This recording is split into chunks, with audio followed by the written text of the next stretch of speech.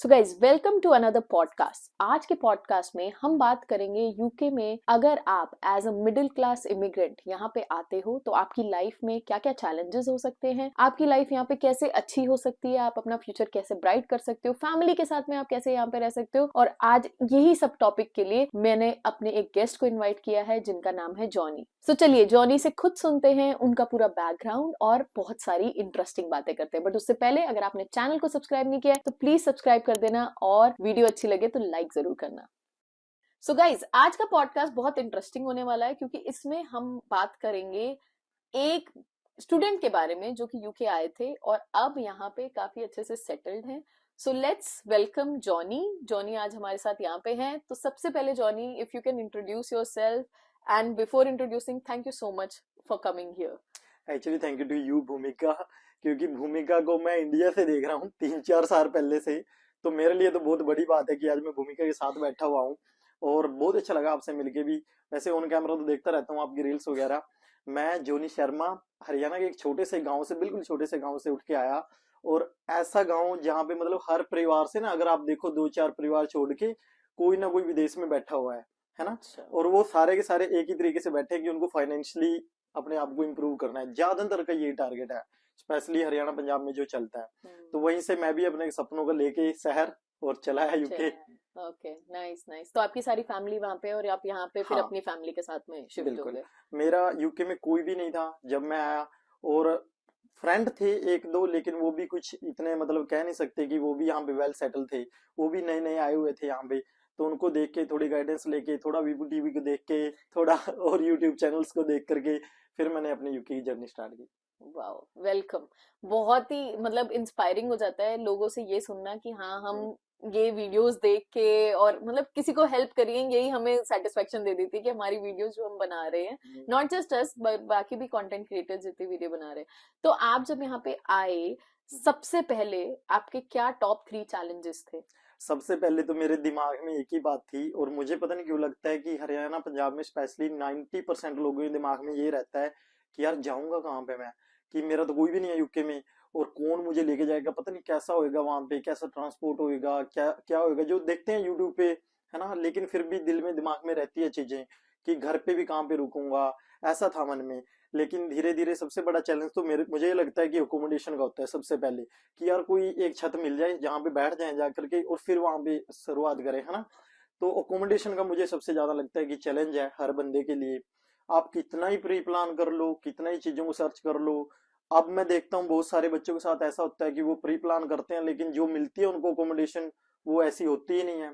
ऐसा एरिया मिल जाता है जो वो एक्सेप्ट ही नहीं करते। तो मुझे लगता है कि अकोमोडेशन सबसे बड़ा चैलेंज है। ओके, तो आपको भी चैलेंज आया था जब मुझे बिल्कुल आया था अकोमोडेशन का। मैंने भाई को बोला था, जो मेरा फ्रेंड था यहाँ पे, कि भाई आप देखना। तो उस भाई ने भी चलो एडजस्टमेंट करवाई जैसे तैसे करके, वो मुझे लेकर के आया। रहे 4-5 दिन, लेकिन अब पता है विदेश में कितने दिन किसी के घर पे रह सकते हैं। तो उसके बाद खुद सर्च करना स्टार्ट किया, और कोविड के टाइम पे बहुत मुश्किल था। जिन बंदों ने उस टाइम पे सरवाइव किया है, तो hats off this guys, means उस टाइम पे सारा कुछ ही बंद था, है ना। तो मुझे बहुत चैलेंज आया अकोमोडेशन का, बट धीरे धीरे सब कुछ होता चला गया, सर्च करते रहे, नेटवर्क बनता रहा, और सब चीजें सॉर्ट आउट हो गई। तो आप यहाँ पे आए कैसे थे वो भी आप थोड़ा सा ऑडियंस को बताओ। एक्चुअली मेरा ये था, मैंने bachelor in computer science India में की थी। उसके बाद मैं स्ट्रगल कर रहा था इंडिया में। अब इतना ज्यादा स्ट्रगल कर रहा था कि 4-5 हजार की, 6 हजार की ऐसी जॉब्स कर रहे थे वहां पे। लेकिन फैमिली बैकग्राउंड अच्छा है, कोई इतना भी बुरा नहीं था, लेकिन खुद के दम पे कुछ करना था। तो फिर मैंने सोचा कि यार करूं तो क्या करूं। कोई और कंट्री का मुझे बिल्कुल कोई अंदाजा नहीं था, कनाडा कैसा है, ऑस्ट्रेलिया कैसा है, यूएसए कैसा है। लेकिन किसी ने मुझे ये बताया था कि आप विदाउट आइल्स और पीटी यूके जा सकते हो। मैंने कहा यार ऐसे कैसे जा सकते हैं, है ना, विदाउट आइल्स पीटी। तब उन्होंने बताया कि अगर आपकी डिग्री हो जाती है ना इंग्लिश में, तो आप यूके नेरिक करके और ऐसा करके तो फिर आप जा सकते हो। तो फिर मैंने वो इजी वे देखा। मेरा मन था कि मुझे भाई पैसे कमाने बाद जाके सच्चाई बात बताऊं तो ये मैं ड्रीम था कि चलो करते हैं। और फिर मैंने मास्टर यहाँ का कोर्स लिया, और फिर मैं यूके चला आया इस तरीके से। अच्छा, तो बेसिकली आपने बैचलर्स इंडिया से करी है, बैचलर मैंने और क्योंकि यहाँ पे ECCTIS नारिक के थ्रू हाँ, नारिक के वो थ्रू इंग्लिश इंग्लिश, में हाँ। आपने अपना सर्टिफिकेट कन्वर्ट करा के और फिर यहाँ पे मास्टर्स। तो हमें आइल्स और पीटी की फिर वो नहीं कोई जरूरत जरूरत। नहीं पड़ी। ओके, तो ये आपका ड्राइविंग फैक्टर था यूके चूज बिल्कुल करने के लिए। ऑनेस्टली, क्योंकि आइल्स और पीटी का इतना चल रहा था कि आपको टाइम भी देना है, पढ़ना भी है, सारी चीजें हैं, और मुझे थोड़ा सा ये था कि मुझे क्विक करना है कुछ ना कुछ। तो फिर मैंने सोचा कि चलो मैं तो यूके चलता हूँ, और यूके मुझे स्टार्टिंग से ही मेरी ड्रीम कंट्री थी। मुझे पता नहीं क्यों लगता था कि मुझे ब्रिटिश लोगों के बीच में रहना है, और एक अट्रैक्शन भी था यूके के साथ। तो फिर ऐसे करके थोड़ी असमंजस, थोड़ा सा सोच बूझ के चले आए यूके। अच्छा, तो कितना टाइम लगा आपके पूरे प्रोसेस में जब आपने सोचा कि मेरे को यूके जाना है और आप यहाँ मतलब आपको डिग्री के लिए आप आ गए, कितना टाइम लगा प्रोसेस में? एक्चुअली उस टाइम में ना बड़ा क्विक हो रहा था प्रोसेस, और मेरे एजेंट ने बस मेरी यूनिवर्सिटी को ऑफर लेटर निकाला 10 से 12 दिन के अंदर, और फिर उसने मुझे बोला कि आपने ये फीस पे करनी है। चलो, तो फैमिली ने एडजस्टमेंट करके पैसों की कहीं ना कहीं से वो एडजस्टमेंट करके बन गया मेरा, 15-20 दिन के अंदर फीस पे हो गई। और कैश लेटर के लिए मुझे एक इंटरव्यू देना पड़ा था पहले। वो बोलते हैं कईयों का प्री कैश होता है, कईयों का बाद में होता है ना। तो उस टाइम पे इंटरव्यू हुआ, और नियर अबाउट 2 मंथ के अंदर अंदर सारा कुछ हो गया था। अच्छा, 2 मंथ्स के अंदर अंदर, ओ नाइस। तो आपने किसी कंसल्टेंट के थ्रू ये चीज हाँ, करी मैंने थी? कंसल्टेंट के थ्रू किया था, उन्होंने बड़ा अच्छा मुझे उस टाइम पे गाइड किया। तब तो उनकी फीस भी बहुत कम थी, आजकल तो बहुत फीसें लेने लग गए हैं, है ना।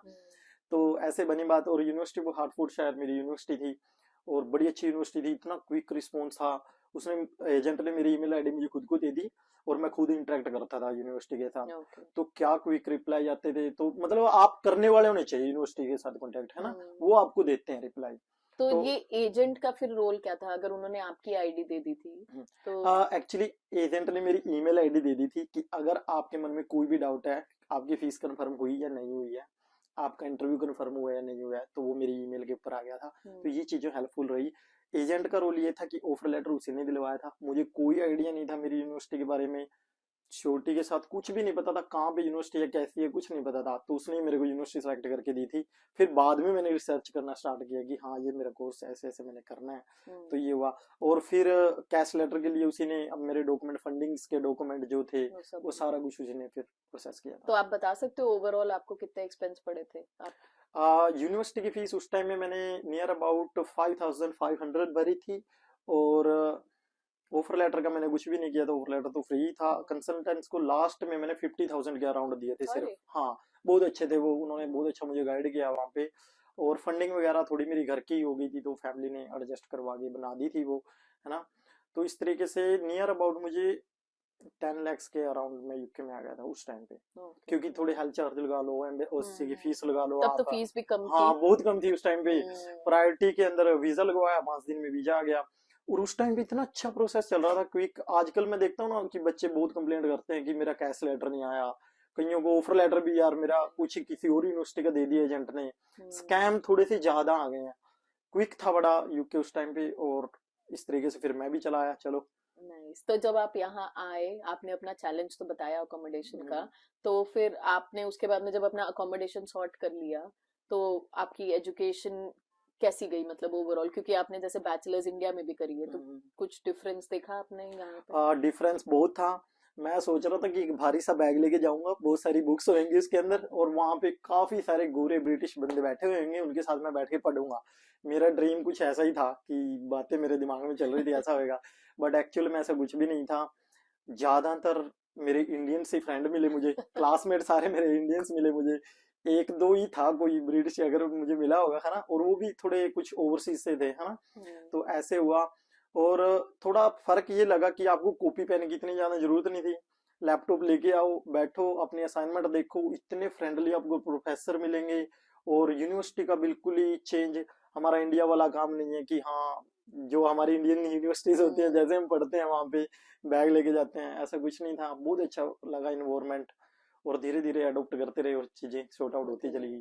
तो यूनिवर्सिटी में आपको कोई चैलेंजेस ऐसे दिखे कि भाई आप एक मतलब फॉरेनर हो और आपको लैंग्वेज का या किसी भी चीज का कुछ चैलेंज ऐसा? थोड़ा सा मुझे स्टार्टिंग में ये फील हुआ था कि शायद मैं जो इंग्लिश बोलता हूँ वो कम्पीट कर पाएगी या नहीं कर पाएगी।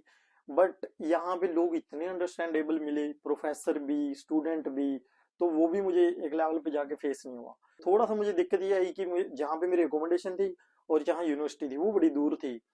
तो फिर वो 20 आवर वाला काम का फिर हमें आते ही होता है कि भाई काम भी मिल जाएगा ना, सर्वाइव भी करना है। तो फिर मैं काम के चक्कर में मूव हो गया था, और फिर वहां से यूनिवर्सिटी दूर पड़ती थी, ये ट्रैवल का इश्यू रहता था। बाकी कोविड का टाइम था, ऑनलाइन ही सारा कुछ चल रहा था, तो तो ऐसे ये सारा भी कुछ आपके शॉर्ट लिए आउट हो काफी गया। पॉजिटिव हाँ, हो गया, क्योंकि फिजिकल ऑनलाइन बहुत कम जाना कम पड़ा जाना यूनिवर्सिटी के पड़ा। अंदर। हाँ, नहीं तो यहाँ पे कम्यूट टाइम और कम्यूट में जो पैसे लगते हैं वो भी इतना ज्यादा हो जाता बिल्कुल। है कि हम हमेशा स्टूडेंट्स को यही रिकमेंड करते हैं कि आप जहाँ पे आपकी यूनिवर्सिटी है वहां के बिल्कुल, आसपास ही रहो, ताकि आपके मतलब ट्रैवल टाइम और ट्रैवल वो टाइम कम हो बच जाए। जाए। तो आपने बोला आप 20 आवर्स काम कर रहे थे, तो वो आप थोड़ा सा बताओगे कैसे आपने, आपको जॉब कैसे मिली, कैसे आपने 20 आवर्स लिए? एक्चुअली मैं भूमिका अभी ऑफ लाइसेंस के अंदर काम कर रहा हूँ और मुझे बहुत प्यार है इस जॉब से, ऑनेस्टी के साथ। लोग कहते हैं कि आपने डिग्री की हुई है जिस फील्ड में, आप उसमें जॉब करो, बट मैं तो ये मानता हूँ भाई जहाँ पे आपका दिल लगे वो वाह। काम कर लो, है ना। डिग्री मैंने मास्टर इन कंप्यूटर साइंस के अंदर मैंने एडमिशन लिया हुआ है, यूनिवर्सिटी मेरी ऐसी बढ़िया अच्छी यूनिवर्सिटी थी। लेकिन मैंने सोचा कि नहीं, मुझे काम करना है और मुझे थोड़ा ना स्टोर के काम में इनसे बड़ा लगाव था, चीजों को देखने में और वो करने में, है ना। तो मैं हेज में रहता था। मैं जो व्यूअर हमारे देख रहे हैं, अगर किसी के भी दिमाग में थोड़ा सा भी ये है कि ऑफ लाइसेंस की जॉब चाहिए, तो जितने ऑल अराउंड ऑफ लाइसेंस है ना, ऑक्सफोर्ड हो गया, बर्मिंघम भी हो गया इवन, ये साउथ होल हेज के अंदर से वो लेते हैं होलसेल का माल। अच्छा। वहां पे राइट प्राइस नाम की एक वो है, दमिचा है, कैश एंड कैरीज है वहां पे, जहाँ पे होलसेल का सामान उठता है। तो मैं ऐसे जॉब ढूंढ रहा था स्ट्रीट के अंदर की, कहीं पे कोई लगा हो बोर्डिंग और मैं उनसे पूछ लूं। तो फिर मैं वहां पे कैश एंड कैरी में गया दमिचा के अंदर, वहां मुझे एक मैनेजर मिला और वहां से उसने बोला कि चलो मैं करवाता हूँ आपकी किसी एम्प्लॉय के साथ बात। उसने मुझे जॉब पे रख लिया कि हाँ चलो आप मेरे साथ चलो, ये मेरी शॉप है, आपके पास 20 आवर का राइट है, मैं आपको 20 घंटे का काम देता हूँ। तो फिर वहां से शुरुआत होती होती होती होती यहाँ तक पहुंच आप गए। कंटिन्यू कर रहे हो, ओके। तो आपने मतलब जब आप स्टूडेंट थे तभी से आपका रिटेल में इंटरेस्ट आ हाँ, गया था? कुछ तो मुझे पहली जॉब ही ये मिल गई और हाँ। कुछ मुझे थोड़ा प्यार भी इससे था और मैं उस काम को एंजॉय करने लग गया। हम्म। तो फिर उसने मुझे थोड़ा सा लगाव बना के रखा और मैंने कुछ उससे ज्यादा सोचा भी नहीं और मैं बड़ा हैप्पी था उसके अंदर और मेरी हम्म। ग्रोथ भी हो रही थी ऑनेस्टी के साथ। तो हम्म। फिर मैं रिटेल के साथ ही जुड़ के रह गया। अच्छा। तो अभी हम बात करेंगे कि आप करेंटली कैसे काम कर रहे हो, बट फिर स्टूडेंट लाइफ की अगर हम बात करें तो आपके जो असाइनमेंट और ये सब, जो आपको अपना एग्जाम्स या जो भी नंबर्स लेने थे या अपने पेपर पूरे करने थे, वो सब आपने कैसे किया? वहाँ क्या चैलेंजेस थे? असाइनमेंट के अंदर बहुत ज्यादा चैलेंज था और खुद से बनाने का भाई साहब डेयरिंग नहीं थी बिल्कुल भी, क्योंकि इंडिया का जो मैंने अपना एजुकेशन सिस्टम पढ़ा था, स्पेशली जो हरियाणा पंजाब, अभी तो कुछ कॉलेज बैन भी कर दिए हैं ना, एडमिशन ही नहीं दे रहे। हम उसी कैटेगरी वाले बंदे थे कि जिनको बैन ही कर देना ठीक था। तो थ्योरेटिकल पढ़ के अपनी डिग्री पास की हुई थी। आईटी से थोड़ा प्यार था लेकिन इतना ज्यादा नहीं था कि बिल्कुल प्रोफेशनल हो जाए। तो असाइनमेंट का भी फ्रेंड्स के साथ हेल्प लेके, है ना, कुछ आउटसोर्स करके, तो इस तरीके से धीरे धीरे शॉर्ट आउट की वो चीजें। Okay okay. तो मतलब हेल्प लेके फिर हो हेल्प लेके, जाता हाँ। है लोगों का, और ऐसा कोई वहां पे वो नहीं होता, क्योंकि कई बार सुनने में आता है ना कि पकड़े जाते हैं, हम्म। और जो असाइनमेंट हम किसी और से हम्म। बनवाते हैं तो वहां पे लोग को मतलब अप्रूव नहीं हो रहे या उनको फेल बिल्कुल करा भी, जा रहा है। मैंने ऐसे ऐसे बच्चे देखे हैं जिनका बिल्कुल ही लेवल बिल्कुल लो है स्टडी का, कम्युनिटी भी तरीके से अच्छे थे, वो बात भी नहीं कर पा रहे, वो भी पास हो रहे हैं। मतलब इतना आउटसोर्स आप कर सकते हो, हेल्प ले सकते हो। सबसे बड़ी चीज है नेटवर्क, आप किस नेटवर्क में रह रहे हो, है ना। अगर आप भूमिका जैसे आईटी प्रोफेशनल, आपका कोई है साथ में रहते हो आप, है ना, पढ़ भी साथ में रहे हो, तो वो आपको साथ के साथ बता देगा कि भाई देख ऐसे ऐसे मैंने ये है, तो ऐसे ऐसे कर सकता है। थोड़ी बहुत मेहनत खुद भी करनी पड़ती है और फिर चीजें हो जाती हैं छोटा। ये तो है, इस कंट्री में जहाँ पे आपको रिसर्च करनी है, नेटवर्क बनाना है, ये एक बहुत की चीजें हो की जाती। पॉइंट कहीं पे भी आप चाहे रिटेल ले लो चाहे आईटी ले लो, आईटी में भी आज की डेट में जॉब्स नहीं है मार्केट में, लेकिन अगर लोग जो स्विच कर रहे हैं ना, वो कहीं ना कहीं रिकमेंडेशन लगा के कि कोई बिल्कुल। रेफर कर दे, हम्म। कि किसी का किसी से पता लग जाए, अगेन नेटवर्किंग की बात आ बिल्कुल, जाती है। नेटवर्किंग सबसे मेन चीज है। अगर आप आके यहाँ पे ये सोच रहे हो कि मैं खुद से ही पूरा दुनिया जीत लूंगा, यूके जीत लूंगा, हम्म। ऐसा नहीं हो सकता। दोस्त बनाओ, जहाँ पे भी जाते हो सबसे पोलाइटली बात करो, प्यार से बात करो, भाई आप क्या करते हो, मैं ये करता हूँ। धीरे धीरे आपको आपका रास्ता मिल जाएगा जहाँ पे आपका खुद का दिल लगेगा और फिर आपको भी अपनी सक्सेस आपको दिखने लग जाएगी कि हाँ मुझे वहां जाना है और हम्म। ये बंदे मेरे साथ होंगे तो मैं अचीव कर अच्छे जाऊंगा। से कर लूंगी, वही बात है। तो फिर आपने जब आप पार्ट टाइम जॉब कर रहे थे, आपने अपनी ग्रेजुएशन मतलब मास्टर्स की डिग्री ले ली, उसके बाद में फिर आपने रिटेल में ही स्पॉन्सर्ड जॉब पे आप हो हाँ, गए? मैंने रिटेल में स्पॉन्सर का किया क्योंकि जो ऑफ लाइसेंस थे उन्हीं के पास, उन्होंने मेरे काम को देखते हुए फिर उन्होंने बोला कि हाँ मैं आपको करना चाहता हूँ कि आप हमारे पास रहो। तो ऐसे ही स्पॉन्सर का भी शॉर्ट आउट हो गया। और उस टाइम पे क्या था, मेरी जब तक डिग्री भी कंप्लीट नहीं हुई थी, बिना डिग्री कंप्लीट हम्म। किए हुए मुझे स्पॉन्सर हो गया था। तो उस टाइम पे क्या था कि अगर आपकी डिग्री भी कंप्लीट नहीं होती तो भी आप ले सकते हो स्पॉन्सरशिप। अच्छा, ओके, तो वो एरा में थे। अब तो चेंजेस आ वो एरा चुके में हैं अब तो बहुत ज्यादा चेंज आ कि चुके हैं। जब आपकी डिग्री खत्म हो, हम्म, आपके असाइनमेंट और सब खत्म हो, उसके बाद ही आप उसके बाद स्पॉन्सरशिप हम्म। अप्लाई कर सकते अब हो। मैंने भूमिका देखे हैं बंदे, मतलब स्टूडेंट ऐसे देखे हैं जो बैचलर में आए, 6 से 7 महीने ही लगाए थे उन्होंने बैचलर के अंदर भी, यूनिवर्सिटी भी अच्छे से देख नहीं पाए, क्लासेस अभी थोड़ी थोड़ी स्टार्ट हुई थी, उन बंदों ने स्किल्ड वर्कर वीजा उस टाइम पे लिया है, चाहे वो केयर में लिया हो चाहे रिटेल में लिया हो। इतना अच्छा वो मेरे ख्याल से ना स्पॉन्सरशिप का वो गोल्डन पीरियड था, जब आपकी डिग्री भी नहीं थी और आप आराम से आराम स्विच से कर ले सकते थे, सकते थे, और हाँ। डिपेंडेंट को भी आप आराम से बुला लेते थे, तो ऐसे सारा कुछ हो बट जाता आपने अपनी एजुकेशन कंप्लीट करी, उसके है। बाद आपने स्पॉन्सरशिप हाँ, ली है ना? मुझे पहले ही मिल गई, मैंने पहले ही अपना वो ले लिया, बाद में मेरी डिग्री कंप्लीट डिग्री होती रही। होगी। हाँ। अच्छा, तो ये हो सकता है कि जैसे आप अगर स्पॉन्सरशिप के लिए अप्लाई कर दो बीच में, मतलब पहले हाँ ये हो जाता, पॉसिबल उस टाइम पे तो होता था। उस टाइम पे होता था, अब ये चीज नहीं हो सकती ना? अब नहीं हो सकती। अब तो पहले अब तो डिग्री वो मांगते ही डिप्लोमा, या वो आपको अपलोड करना पड़ता है अपलोड शायद करना डिग्री पड़ता का। है, हाँ। उस टाइम तो इसी स्टाफ का दिखाओ बस कि आपकी इंग्लिश एफिशिएंसी अच्छी है, आपके पास हम्म। लाइसेंस वाला कोई एम्प्लॉयर हो, तो आपका हो जाता था आराम से। ओह, नाइस नाइस। तो आपने खुद से अपना वीजा रेज किया या आपके जो नहीं, मैंने कंसल्टेंट के थ्रू ही करवाया था कोई, है ना, तो एम्प्लॉयर ने वो ढूंढ के दिया और सारा कुछ उसी ने किया। एक्सपेंसेस सारे हाँ उन्होंने करे? हाँ, अरे वाह, सोलिसिटर वाला थे। बढ़िया। तो ये एक बहुत अच्छा एग्जाम्पल है देखा जाए, क्योंकि आप जहाँ पे पार्ट टाइम कर रहे हो, हम्म। आपने वहां पे कंटिन्यू किया अपनी पूरी एनर्जी और हाँ दिल से, मतलब कहूंगी कि शिद्दत से आपने वहां पे बिल्कुल, काम करा, तो देखो आपको स्पॉन्सरशिप और इन सब चीजों में दिक्कत सही नहीं बात हुई। है। और यही बहुत से मैंने स्टूडेंट्स को देखा है जो लोग यहाँ पे आते हैं और सिर्फ वो स्ट्रगल करते रह जाते हैं कि भाई हमारे पास जॉब नहीं है, जॉब नहीं है, या फिर वो इतनी मल्टीपल जॉब्स कर लेते हैं हम्म। कि वो एक जगह पे इतना फोकस ही नहीं कर हाँ पाते। बिल्कुल, आपने सही पकड़ा।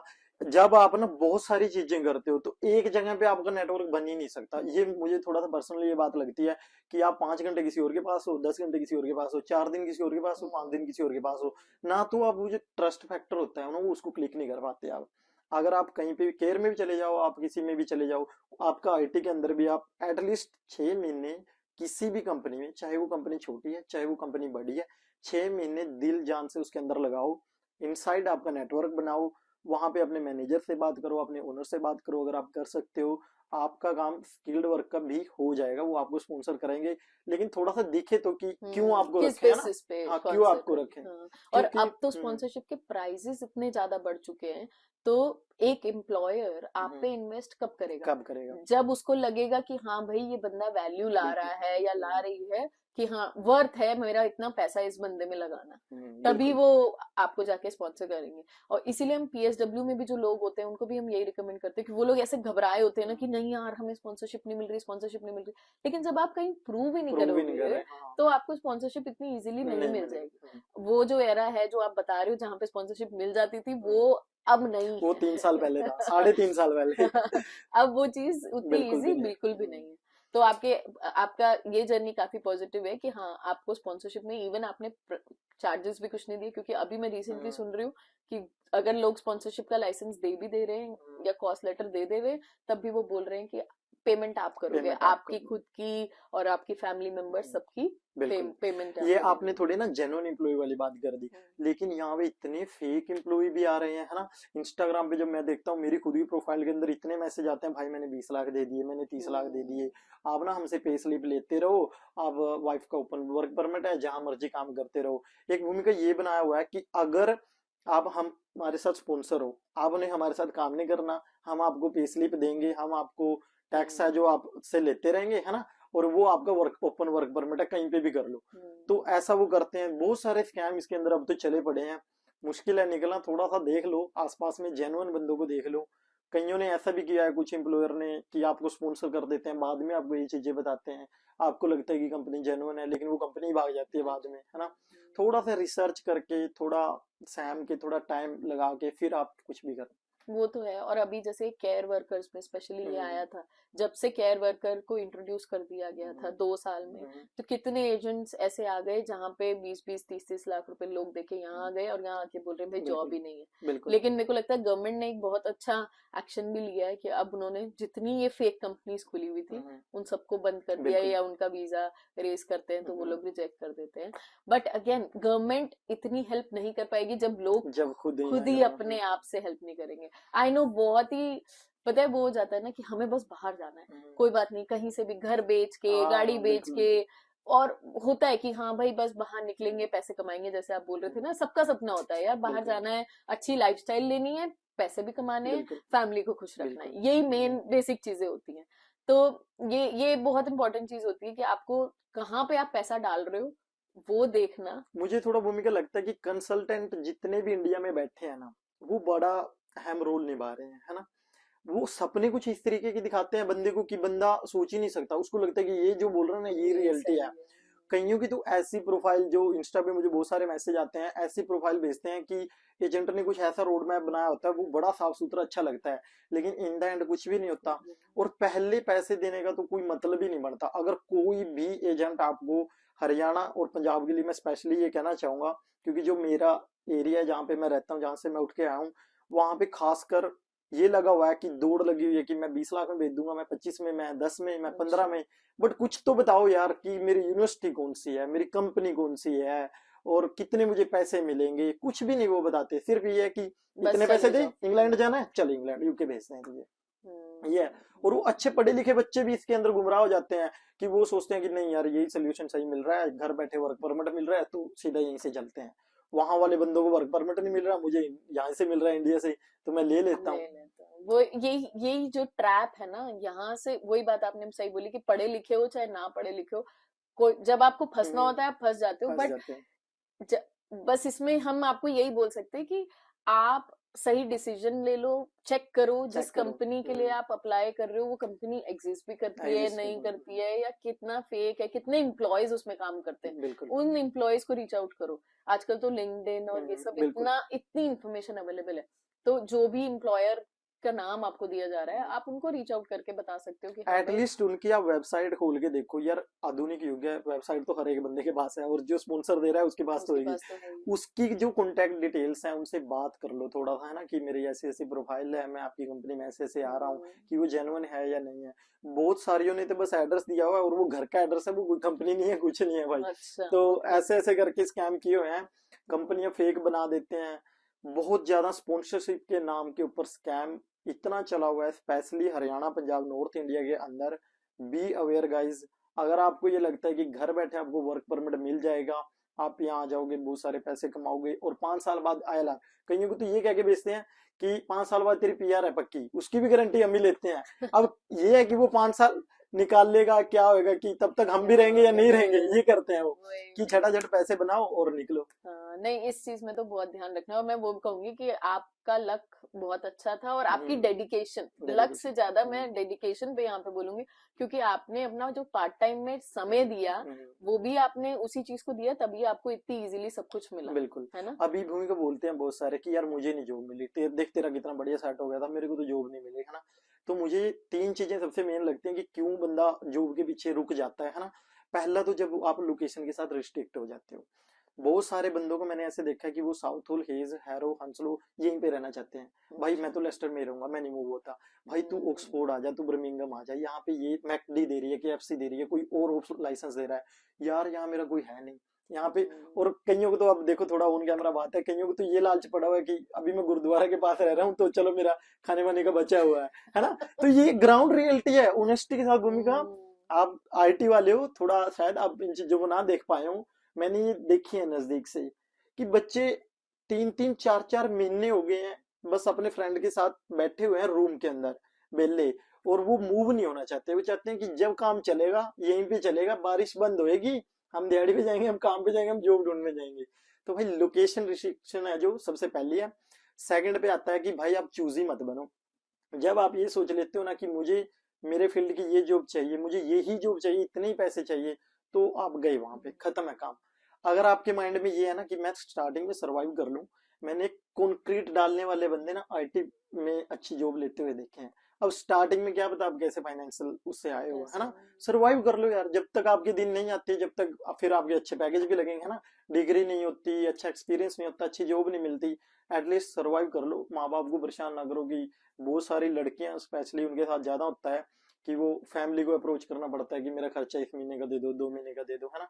लेकिन चूज ही मत बनो, चूज अपनी खत्म कर दो। पहला लोकेशन कोई भी आप रखो ना नहीं कि, है रखना ना, चाहिए। रिस्ट्रिक्शन रखनी है किसी भी प्रकार की। थर्ड है जो मेन है वो आपका नेटवर्क है।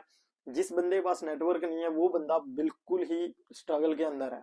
नेटवर्क बनाओ, रेफरेंस बनाओ, एक भाई के पास जॉब है वो दूसरे को लगवाएगा, तीसरे को लगवाएगा, बताएगा, ऐसे आपका जॉब शॉर्ट आउट हो सकता है। और एक दूसरे की थोड़ा सा हेल्पफुल भी यहाँ पे ज्यादा हो जाते हैं लोग, बिल्कुल मेरे को हो लगता जाते है। हैं। इंडिया में तब भी हम लोग इतना हेल्पफुल नहीं रहते, हाँ, लेकिन ये यहाँ आके ऐसा एक, क्योंकि वो अपनापन सा फील हो जाता है, इवन दो चाहे हम मिल ना रहे हो, मिल चाहे रहा है। कभी ऐसे बात नहीं बिल्कुल हो रही हो, बट ठीक है, एक वो जो अपनापन है वो यहाँ पे आके आता है। बट वो ये शर्म नहीं करनी, जैसे शर्म आपने नहीं बोले ना, करनी, शर्म भी नहीं करनी, प्लस हार्ड वर्क तो करना ही हार्ड करना वर्क करना है हर बिल्कुल। इंसान को। और चूज मत करो यार, अगर आपको लग रहा है ना कि नहीं ये काम छोटा है, ये काम बड़ा है, देखो हर बंदा काम करने के लिए आया है यहाँ पे।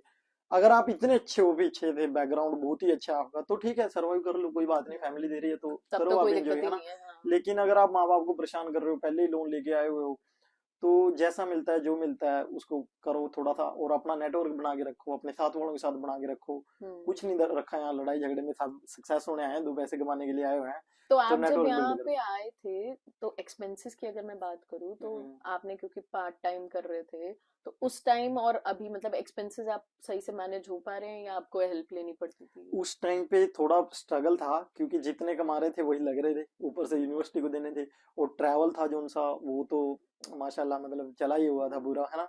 तो 2 दिन कमाते थे, 2 दिन लगा जाते थे, ऐसा कुछ सीन था। लेकिन बाद में सब चीजें धीरे धीरे शॉर्ट आउट होती गई। एक्सपेंस, मुझे लगता है कि अगर आप एक्सपेंस से डर के रहोगे ना तो आप ग्रोथ नहीं कर सकते। कई बंदे तो अपना रूम रेंट छोड़ के कि मुझे यहाँ 300 में मिल रहा है, और अगर मुझे यहाँ से 100 माइल पे जॉब मिल रही है ना कोई, मैं वो जॉब नहीं करूंगा, बस मुझे 300 का घर नहीं छोड़ना, मैं जॉब आसपास में ही ढूंढ लूंगा। तो एक्सपेंस को अपने ऊपर भारी मत होने दो, थोड़ा सा कैलकुलेट करके चलो, घर पे खाना बना लो, है ना, ऐसे करके। तो मैंने तो कुछ ऐसे ही मैनेज करके रखा हुआ था कि भाई मुझे काम चाहिए, मैं कम में भी सार लूंगा, है ना। तो धीरे धीरे करके सेटलमेंट होगी। Okay okay. और अभी अगर ओवरऑल एक्सपेंसेस, मतलब क्योंकि आपके रिटेल इंडस्ट्री में कैसे हैं, मतलब अगर कोई डायरेक्ट रिटेल में जैसे इंडिया में फॉर एग्जांपल काम कर रहे हैं, उनको यहाँ पे कोई स्पॉन्सर कर देता है, तो उनको ऑन एन एवरेज आपको क्या लगता है कि क्या सैलरी मिलती होंगी? सैलरी आपको लीगल वेजेस ही मिलेगी, और जो 44 आवर का हमें स्किल्ड वर्कर के ऊपर मिलता है, अच्छा खासा आपको पैकेज, ऐसा नहीं है कि कोई कम पैसे आपको देते हैं, क्योंकि बहुत सारी कंपनी ऐसी हैं, स्पार है यहाँ पे, है ना। तो ऐसे काफी रिटेलर ऐसे हैं जो आपको बिल्कुल लीगल वेजेस देंगे, और जो स्किल्ड वर्कर का रूट है वो आप उसमें एग्जिस्ट भी करोगे, कोई दिक्कत वाली बात नहीं है, आवर्स भी आपको इनफ मिलेंगे। लेकिन थोड़ा सा चैलेंज क्या है कि आपको पुश करना पड़ेगा, कि क्योंकि रिटेल इंडिया का और यहाँ का टोटली डिफरेंट है। वहां तो सिंपल गल्ले पे बैठ के हमने देखा होता है कि, है ना, और जो वर्कर भी काम कर रहे हैं, जो अगर मैं एक बिल्कुल नॉर्मल परिवार के बंदे की बात करता हूँ, है ना, तो और यहाँ सुपर मार्केट्स का है थोड़ा सा। पहले तो अपनी इंग्लिश अगर बहुत अच्छे लेवल की आप कर सकते हो तो फिर आप अप्रोच कर सकते हो, अच्छी वेबसाइट्स ढूंढ लो, यहाँ की सुपर मार्केट ढूंढ लो, फिर वहां पे आप देखो कि वो स्पॉन्सर कर रहे हैं नहीं कर रहे हैं, कंपनीज वो देख लो कि इनके पास स्पॉन्सर है या नहीं है, तो फिर आप चल सकते हो उस वे में। ओके। तो मतलब यहाँ पे जो ओवरऑल है वो जो मिनिमम वेजेस हैं, हाँ, वो तो वो देते ही देते हैं, और उसके ऊपर भी डिपेंड ऑन योर वर्क, और वो पोजीशन पे भी डिपेंड करता है कि आप, है ना, फ्लोर पे काम कर रहे हो, आप मैनेजर में आ गए हो, आप पूरी साइट को खुद ही मैनेज कर रहे हो, है ना, तो उसके हिसाब से आपकी ग्रोथ चलती रहती है। तो क्या टिपिकल रोल्स होते हैं? मतलब एक होता है कि फ्लोर असिस्टेंट टाइप्स, जो आइल्स में सामान रखना, और वैसा टाइप्स होगा। आपको फीलिंग करनी, फ्लोर का ध्यान रखना, है ना, कोई किसी चीज का आउट ऑफ स्टॉक हो रहा है वो आपने बताना कि ये वाली चीज हमारे पास नहीं है, ये हमारी ज्यादा जा रही है ना।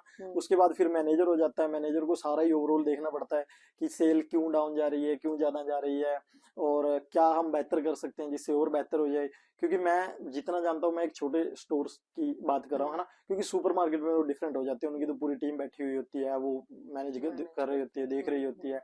अगर आप एक सिंपल छोटे शॉप से चलोगे, ऑफ लाइसेंस से चलोगे, तो वहां पे तो आपने ये बताना है कि इतना इन है, इतना आउट है, इतने हम कमा रहे हैं, ये चीजें हमारी ज्यादा जा रही है, ये हमारी कम जा रही है। इस तरीके से आप अपने ओनर का भी ट्रस्ट जीत सकते हो और अपना ग्रोथ को भी मैनेज कर सकते हो। ओके। और ये अगर ये स्ट्रक्चर सेम सुपरमार्केट्स का नहीं होता उनके? नहीं, सुपरमार्केट में चीजें वाइड हो जाती हैं थोड़ी सी, है ना, पता नहीं एक सेक्शन, यहाँ तो आपने 10 सेक्शन है, 20 सेक्शन है, जितनी बड़ी शॉप है, छोटी शॉप है, सारा कुछ आपने ही देखना है। एक जैसे अब सेंसबरी की हम एग्जांपल ले लेते हैं, वेटरूज को ले लेते हैं, है ना, उनका तो कि ब्यूटी वाले ये हैं, और ड्रिंक्स वाले ये हैं, और फ्रोजन वाले ये हैं, है ना, ऐसे हैं। तो उसमें तो डिवाइड हो जाती हैं चीजें, और फिर उनका जो ऊपर का मैनेजमेंट है वो टोटली डिफरेंट होता है, क्योंकि वो मार्केटिंग इस लेवल के ऊपर करते हैं कि वो बड़े लेवल पे आ जाते हैं चीजें, उनके कॉम्पिटिटर बड़े हो जाते हैं। एक कन्वीनियंस स्टोर के अंदर नॉर्मल, और यहाँ पे बहुत सारे हैं भाई ऑफ लाइसेंस, हमारे पंजाबी, हमारे पाकिस्तानी, और इतने बड़े बड़े, श्रीलंकन का भी बहुत अच्छा है, जो पेट्रोल पंप की साइड से है वो श्रीलंकन ने बहुत अच्छे लिए हुए हैं। तो इन पे आप अप्रोच करो, अपने आप को शो करो, थोड़ा सा हार्ड वर्किंग दिखाओ, अपनी इंग्लिश थोड़ी अच्छी रखो कि आप कस्टमर के साथ बढ़िया डील कर सकते हो, तो रास्ता आपका भी बन सकता है जैसे मेरा बन गया। तो एक्सपेंसेस का आपको मतलब स्टार्टिंग में दिक्कत हुई थी, उसके बाद में अभी नहीं, उसके ऐसा बाद कोई हाँ, दिक्कत नहीं है? विद फैमिली आप आराम से यहाँ विद पे फैमिली रह बिल्कुल आराम से। फिर आपको एक डिपेंडेंट आपकी थोड़ी हेल्प भी करवा देता है, तो वो चीज भी आपकी रखती है। हाँ। लोग कहते हैं कि आप सिंगल रहो, अच्छे खासे पैसे कमाओ, काम में ध्यान रखो, बट मैं कहता हूँ कि कोई दिक्कत नहीं है यार, परिवार के साथ रहो, काम भी होएगा, आप ग्रोथ भी करोगे, सारा कुछ होएगा। फैमिली के साथ बोलते हैं कि नहीं वो चैलेंज हो जाएगा, वाइफ को ज्यादातर चला हुआ है हरियाणा पंजाब में थोड़ा सा कि ਚੱਲ ਇੱਕ ਕੰਮ ਕਰਦੇ ਆ, ਮੁੰਡੇ ਨੂੰ ਪਹਿਲਾਂ ਭੇਜ ਦਿੰਦੇ ਆ, ਕੁੜੀ ਨੂੰ ਰਹਿਣ ਦਿੰਦੇ ਆ, ਹਨਾ।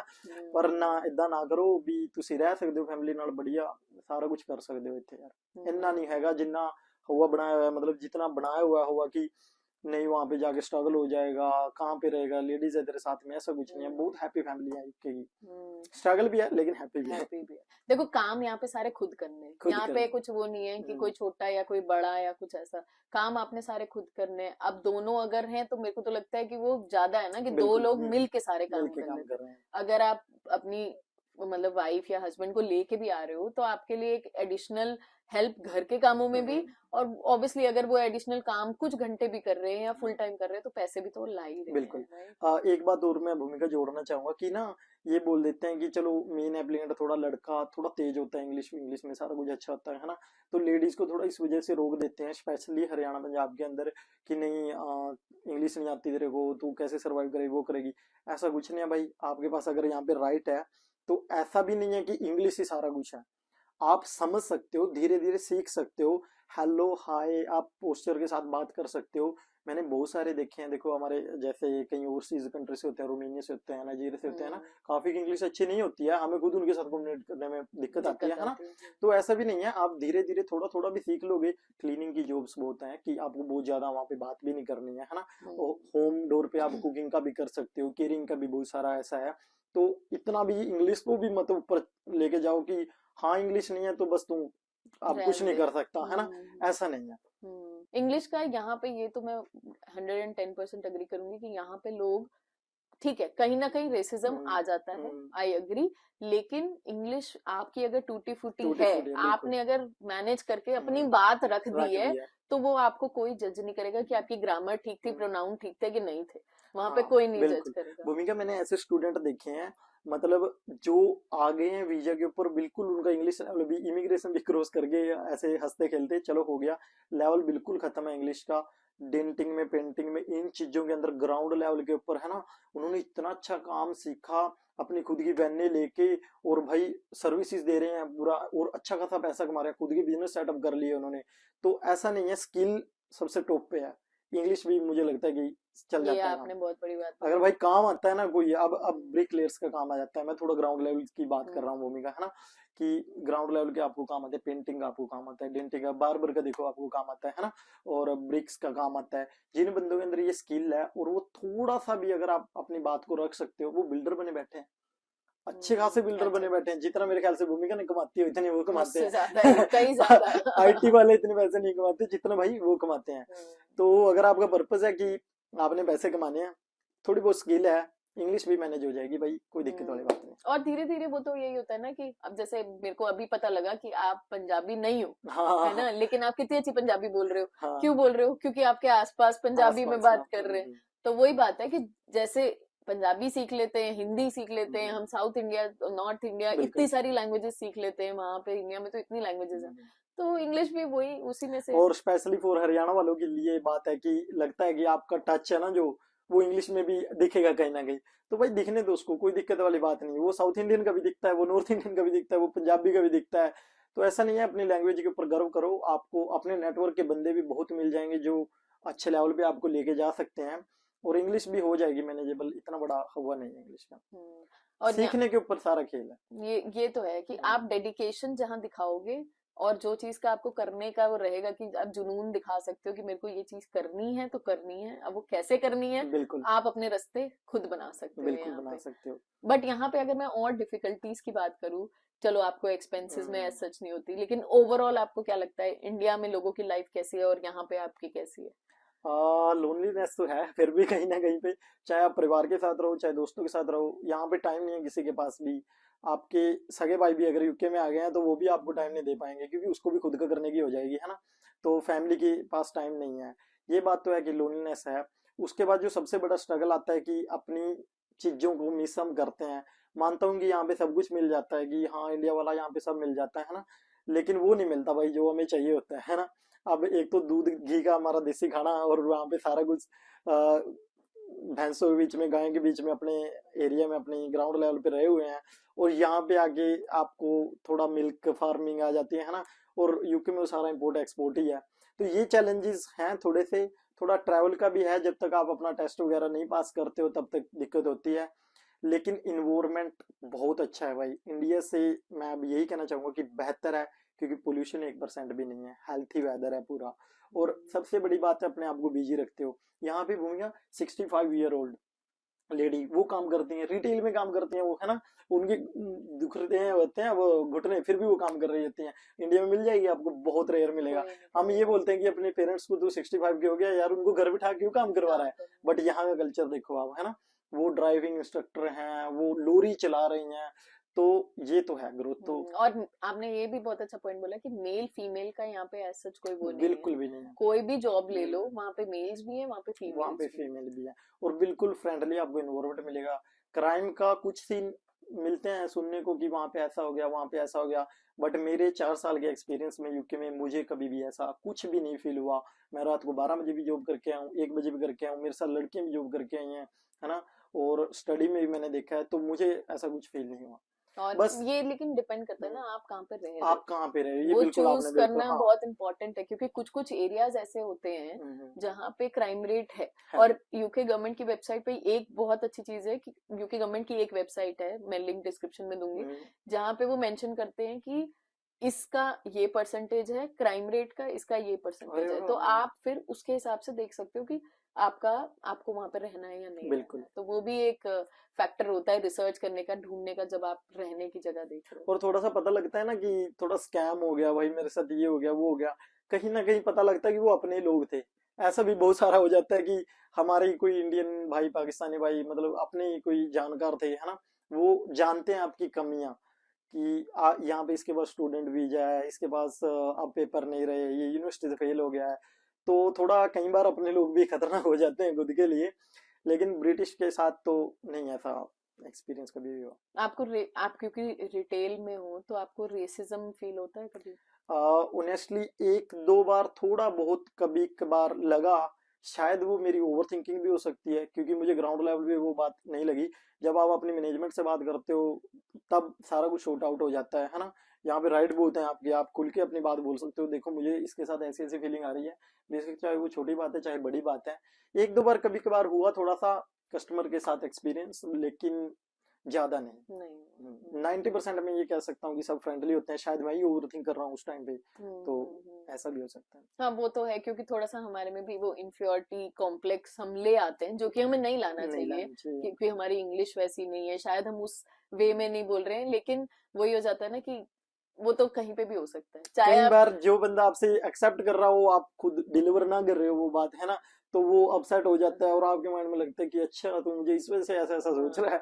लेकिन ऐसा कुछ नहीं ऐसा नहीं होता, है। नहीं ओवरऑल हमारा भी एक्सपीरियंस इतना अब टाइम हो गया, हमें एज सच नहीं लगता कि स्पेशली जो ब्रिटिशर्स या यहाँ के लोग हैं वो तो ऐसा बिल्कुल भी फील नहीं कराते। जैसे बिल्कुल, आपने हाँ बोला हाँ। कि कहीं ना कहीं जो गलत अगर कोई भी दिखता भी है तो वो शायद अपने ही लोगों से ज्यादा ये सही है। वो हो जाता है कि नहीं यार ऐसा क्यों है ना। ऐसा क्यों हुआ, हम्म, क्योंकि मैंने काफी देखे, मतलब ऐसे ना, थोड़ा मैं उसी तरफ बात को लेके जाना चाहूंगा कि जो ग्राउंड लेवल पे काम कर रहे हैं बच्चे, स्टूडेंट, तो वो क्या करते हैं कि थोड़ा कहीं ना कहीं कुछ ऐसी जॉब मिल जाए यार कि मेरा खर्चा निकल जाए, है ना। 20 आवर से ऊपर करने की कोशिश करते हैं, तो उनके पैसे रख लेते हैं यार। तो ये होते कौन है, ये अपने ही बंदे होते हैं। अब मुझे क्या पता कि इसके पास कितना राइट है कितना नहीं है। ब्रिटिश कभी भी आपसे ये नहीं पूछता तेरे पास वीजा है, तेरा कितना राइट है? कौन पूछता है? ये अपने बंदे पूछते हैं। जब आप मिलते भी हो आपस में क्या बात होती है, अच्छा तू कौन से वीजे पे है? कभी आपने देखा है कि कोई ब्रिटिश बंदा कह रहा हो आपको अच्छा तू कौन से वीजे पे है? नेवर, ऐसा वेरी कभी भी नहीं गुड मिलेगा पॉइंट। आपको। अपने बंदों को ही लगी पड़ी है कि तेरी पीआर के कितने दिन रह गए हैं, तो कितने पैसे कमाता है। अच्छा, तो इस होड़ से थोड़ा बाहर निकलो और कोशिश करो कि अपना सर्कल ओवरसीज के साथ बनाने की कोशिश करो। अपने लोगों में तो रह ही रहे थे यार, वहां पे भी थे, यहाँ पे वही भी ना, थे, है यही ना। तो एक्सपोजर के लिए हम यहाँ पे आए हैं कि हम्म, यहाँ के लोगों को जाने, यहाँ के यहाँ कल्चर के को लोगों को देखे। है। चलो फाइनेंशियल फैक्टर है सबके दिमाग में, बट एक एक्सपोजर भी एक बात होती है कि हाँ आप कैसे कम्युनिकेट कर रहे हो। अगर आप अपने इंडियन ही लोगों के बीच में कम्युनिकेट करोगे तो फिर आप ग्रो कैसे करोगे? बिल्कुल, एक दिन जब यूके से जाओगे तो क्या बोलोगे, क्या यूके से लेके आए हो आप? तो अपने लोगों में रहे हो, वहां तो वही चीजें मिलेंगी जो आपको इंडिया में मिल रही थी, पाकिस्तान में मिल रही थी। तो ये है थोड़ा सा कि मिल के रहो, घुल मिल के रहो, कोशिश करो कि यार हम भी इसी माहौल में ऐसे ही लगे। थोड़ा भूमिका ये मुझे थोड़ा सा फैक्टर लगता है कि क्यों हम थोड़ा सा अलग दिख जाते हैं कई बार, है ना। क्योंकि थोड़ी सी हमारी आते हैं जो इंडिया वाली जाती नहीं, है ना, वही हम काम करने लगे जाते हैं। तो उन चीजों से बाहर निकलो यार, इनका अपना कल्चर है, उसकी रिस्पेक्ट करो, उसके साथ जुड़ के रहो और आपको ग्रोथ 100% मिलेगी। लेकिन यहाँ के रूल रेगुलेशन सारी चीजों को ध्यान में रख के चलो, अगले को रिस्पेक्ट देके चलो। बस में लाइन लगी हुई है, सब वेट कर रहे हैं, तो आप भी वेट करो ना। तो आप इंडिया वाला ना हिसाब सोचो कि मैं सबसे पहले जाऊं, बैठ के घर में सबसे पहले पहुंचूंगा, ऐसा नहीं होगा। वो नहीं होता, ये तो है। ये शायद मैंने बहुत बार बोला है। आप अगर दूसरी कंट्री में मूव हो रहे हो तो फाइनेंशियल फैक्टर चलो ठीक है माना, हाँ, लेकिन आज की डेट में मुझे ऐसा लगता है कि फाइनेंशियली इंडिया में भी बहुत पैसा बिल्कुल लोग कमा रहे हैं, बिल्कुल। ठीक है।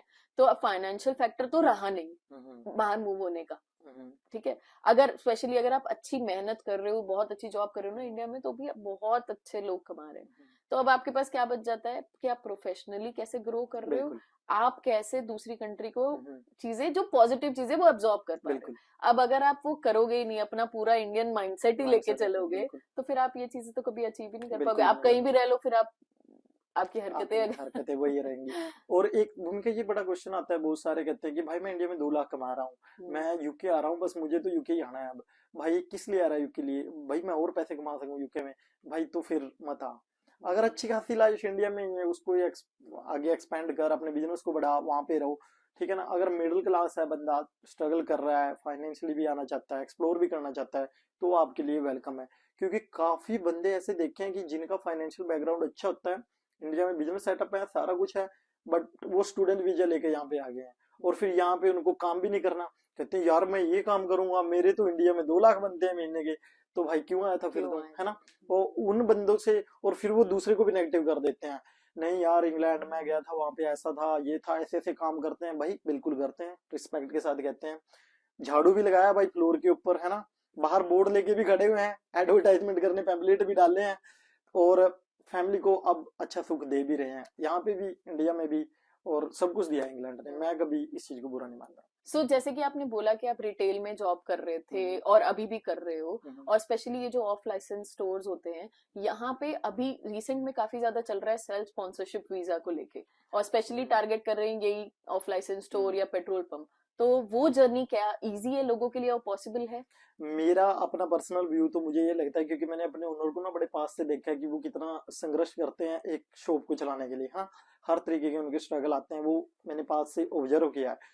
तो ये वर्ड बड़ा अच्छा लगता है कि सेल्फ स्पॉन्सरशिप मैंने कर ली, मेरी दुकान होगी, मेरी वाइफ भी आ जाएगी, भाई भी आ जाएगा, बहन भी आ जाएगा, मैं खुद भी आ जाऊंगा, है ना। सारा कुछ हो जाएगा। मुश्किल नहीं है, हो सकता है, लेकिन पहले तो आपको उसके बारे में पूरी जानकारी हो, डॉक्यूमेंटेशन के बारे में। क्योंकि भाई साहब वकील है ना, जो सोलिसिटर है, वो इंडिया के भी बहुत पैसे लेते हैं और यूके के भी बहुत पैसे लेते हैं।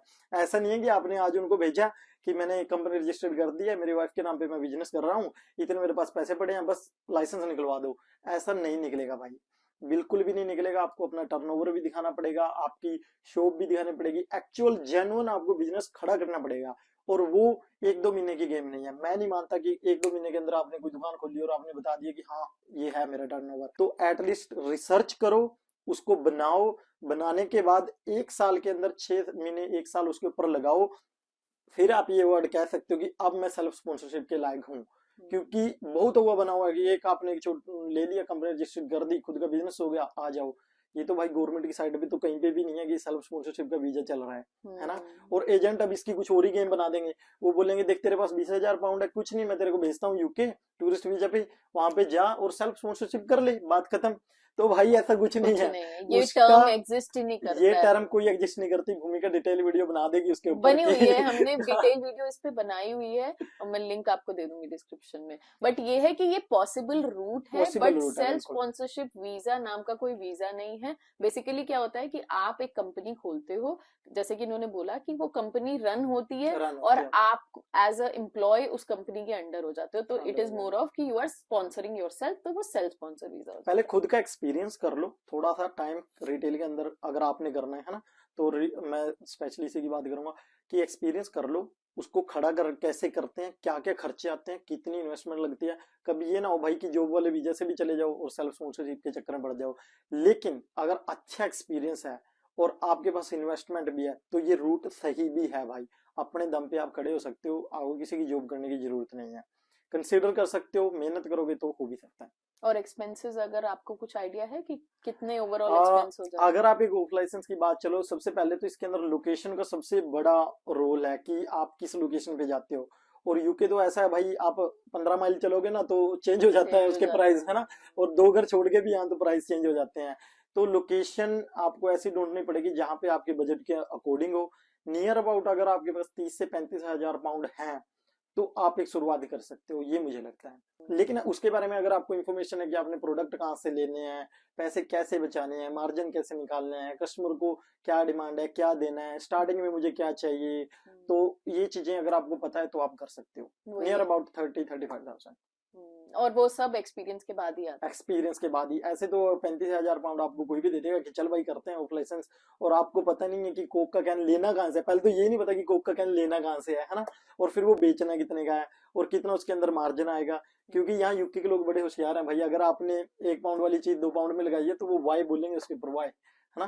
तो थोड़ा रिसर्च जरूरी है इसके लिए। तो अब आप फॉर नेक्स्ट अगर मैं पूछूं 5 इयर्स में क्या प्लान है आपका? आप रिटेल में कंटिन्यू करना चाहते हो, अपना ऑफ लाइसेंस स्टोर खोलना चाहते हो, या क्या कैसे फोर्सी कर रहे हो अपनी लाइफ यहाँ पे, या इंडिया वापस जाना चाहते हो? मतलब क्या प्लान है आप? प्लान बिट थोड़ा सा रिटेल से थोड़ा सा डिफरेंट है, क्योंकि अभी मैं कंटेंट बना रहा हूँ भूमिका के साथ भी और इंस्टा पे भी बना रहा हूँ। तो मुझे थोड़ा सा लगा है कि प्रॉब्लम बहुत आ चुकी है, जिस सबर से मैं निकल चुका हूँ ना उसमें बहुत सारे लोग अटके हुए हैं।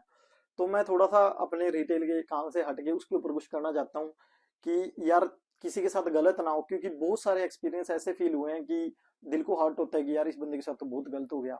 और इतने इतने पैसे, मतलब घर घर तक उन्होंने लोन पे ले लिया और एजेंटों ने इतना उनको गुमराह कर दिया कि सारा कुछ उनका दाव पे लग गया, है ना। और स्टडी के अंदर भी स्टूडेंट के साथ बहुत सारे स्कैम हुए। तो मैं इसमें ट्रांसपेरेंसी कहीं ना कहीं लेके आना चाहता हूँ। थोड़ा विजन अब चेंज हो गया है कि चलो यूके में है तब तक रिटेल कर रहे हैं, है ना, एंजॉय कर रहा हूँ जॉब को। लेकिन अब करना कुछ ऐसा है कि जहां से मैं निकल के आया हूँ अब वो सफर दूसरों के लिए और भी आसान बना दूं। कि कोई तो था जिसने मेरी बाह पकड़ी थी, है ना। अब जिस बंदे ने मुझे जॉब दिलवाई रिटेल की वो भी कोई इंसान ही था, है ना, अच्छा वो दिया गेस्चर। जिस बंदे ने मुझे वीजा दिलवाया सिर्फ 50,000 रुपए में, वो भी वही अच्छा बंदा था। तो मैं चाहता हूँ कि उससे भी सॉर्ट कर दिया जाए कि किसी ना किसी की हेल्प हो जाए और ये विदेश का सफर है जो आसान हो जाए। तो हम अब ये पॉडकास्ट काफी लंबा जा रहा है, तो हाँ, हम मैं आपसे भूमिका के साथ एक 5 घंटे ही बात कर चीज सकता हूँ, और मुझे ये कोई दिक्कत खत्म नहीं नहीं है। होगा। खत्म नहीं होगी। बट और अब शायद मैंने थोड़ी सी टॉपिक से हटके भी बातें कर दी हूँ, बट अब जो अंदर था मैंने वो बोल दिया, जो फेस कर रहे थे चीजें, है ना, नहीं, जो और आ रही थी। हमारे पॉडकास्ट का मैं सबको ये भी बताना चाहूंगी कि जब मैंने आपसे बोला कि मैं आपके साथ पॉडकास्ट करना चाहती हूँ, तो आपने ये बोला कि हाँ, मैं तो उतना सक्सेसफुल हुई नहीं, तो बिल्कुल आप मेरा क्या पॉडकास्ट करना चाहते हो? बिल्कुल। तो ये पॉडकास्ट का, या जो हम सीरीज ये पॉडकास्ट की चला रहे हैं, हम सिर्फ लोगों तक राइट इन्फॉर्मेशन कि यूके में लोगों के साथ हो क्या रहा है, ग्राउंड रियलिटी पे क्या हो रहा है। हम ये नहीं करना चाहते कि जो लोग बहुत ही सक्सेसफुल है हम सिर्फ उनकी आपको स्टोरीज बताना चाह रहे हैं। हमारा क्योंकि मेन हर कोई मोटिव, तो आईटी प्रोफेशनल नहीं है भाई, हर हाँ किसी के वही, पास तो लैपटॉप के साथ पैसे नहीं आ रहे हैं ना। बहुत सारे ऐसे हैं जो सुबह अपना बैग लेके निकलते हैं, टिफिन डाल के निकलते हैं। ऐसे भी यूके में बहुत हैं। और लेकिन इंडिया में उन्होंने बहुत अच्छा अचीव किया है। यहाँ इंग्लैंड में अपने खुद के घर लिए हुए हैं, गाड़ियां रखी हुई हैं, सब कुछ, बच्चे अच्छे स्कूलों में पढ़ रहे हैं, लेकिन वो काम मेहनत वाला कर रहे हैं। तो ये ग्राउंड रियलिटी है और मुझे लगता है कि ये 90% लोगों के साथ है। हरियाणा पंजाब में स्पेशली कितने आईटी के स्टूडेंट निकल जाएंगे, कितने कैसे निकल जाएंगे जिनको सिर्फ बिजनेस ही करना है। 70% तो फंसे हुए हैं जॉब की कैटेगरी के अंदर ही, और वो ग्राउंड लेवल की ही करते हैं। और ग्राउंड लेवल का सच यही है भाई कि आपको बंद कमरे में एसी लगा हुआ या हीटिंग लगी हुई नहीं मिलेगी। बाहर निकलना पड़ेगा, धक्के खाने पड़ेंगे, स्ट्रगल करना पड़ेगा। यूके इतना भी आसान नहीं जितना आपको लग जाता है। रील बहुत अच्छी लगती है पर रील में आप फोटो डाल सकते हो, गाड़ियों की डाल सकते हो, बाहर BMW खड़ी है, रेंज रोवर खड़ी है, बट शायद वो हमारी है या नहीं है, नहीं, वो नहीं पता। स्ट्रगल बताता है। तो लास्ट में 3 टिप्स उन लोगों के लिए जो इंडिया से आपकी ये स्टोरी सुन रहे हैं आ, और यहाँ आना चाहते हैं, अभी वो सोच रहे हैं कि आना चाहिए या नहीं आना चाहिए, वो कंफ्यूज्ड हैं, तो आप उनके लिए क्या 3 टिप्स दोगे? मैं अपने जैसे ही लोगों के बारे में बात कर रहा हूँ। पहले तो जो बिल्कुल ही स्पेशली मेरे ग्राउंड लेवल के बंदे जो एक मिडिल फैमिली से बिलोंग करते हैं, 10-12 हज़ार आप कमा रहे हो, आपने अच्छी डिग्री अच्छी एजुकेशन इंडिया में की हुई है, लड़ रहे हैं गवर्नमेंट जॉब लेने के लिए, खुद का बिजनेस करने के लिए, बट कैपेबल नहीं हो फाइनेंशियली या फिर पॉपुलेशन की वजह से कंपटीशन ज़्यादा है, तो आपको 100% यूके आना चाहिए। मैंने बिल्कुल ही जीरो से शुरुआत की है। मेरे परिवार में भी कोई इतना भी, मैं ये नहीं कह सकता कि बहुत तगड़े फाइनेंशियल थे, मिडिल क्लास हम फैमिली थे, यहाँ तक आया, आज सब कुछ मिला। तो आपको बिल्कुल आना चाहिए, यूके में आना चाहिए। शायद आपकी उस पोटेंशियल की यहाँ पे कदर आपको बहुत ही ज्यादा मिलेगी, और मुझे लगता है कि 90% आपको कदर ज्यादा ही मिलेगी, क्योंकि जितनी मेहनत आप 9 से 5 में इंडिया में दे रहे हो और लगे पड़े हो, किसी और के लिए काम कर रहे हो, और फिर भी आप अपने घर गृहस्थी के अंदर हर चीज से आप स्ट्रगल कर रहे हो, वो यूके आपको नहीं करने देगा। इतनी कदर है आपके स्किल की, इतनी कदर है आपके पोटेंशियल की, आपको यूके कहीं से कहीं लेके जा सकता है। ये मेरा मानना है कि जरूर आना चाहिए, और पर थोड़ा सा रिसर्च करके आओ।